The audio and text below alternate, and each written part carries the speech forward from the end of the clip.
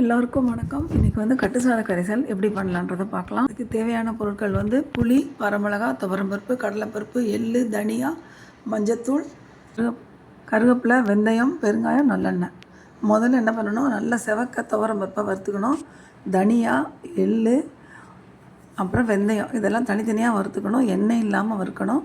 அதுக்கப்புறம் கொஞ்சமாக எண்ணெய் ஊற்றி கட்டி பெருங்காயத்தை ஒரு துண்டு எடுத்து அதையும் வறுத்துக்கணும்.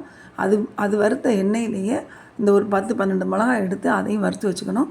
தாளிக்க தனியாக வச்சுக்கணும் மிளகா.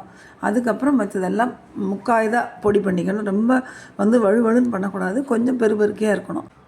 இப்போ தாளிக்கலாம்.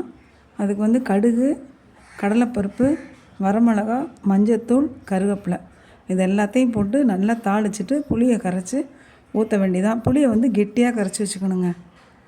புளி வந்து கெட்டியாக கரைச்சிக்கணும், அப்போ தான் நமக்கு சீக்கிரமாக ரெடி ஆகும்.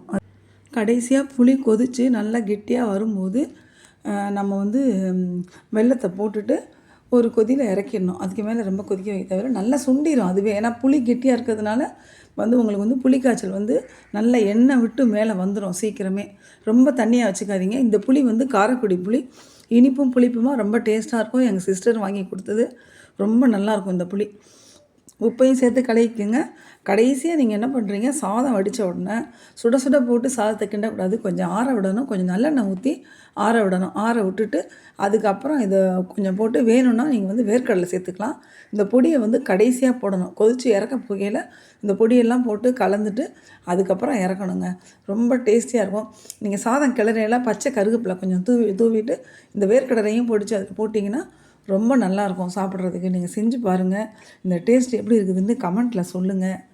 சப்ஸ்கிரைப் பண்ணுங்கள், லைக் பண்ணுங்கள், ஷேர் பண்ணுங்கள். மறக்காமல் பெல் ஐக்கானை கிளிக் பண்ணுங்கள். அப்போ தான் நான் போடுற வீடியோ உங்களுக்கு வரும். நன்றி.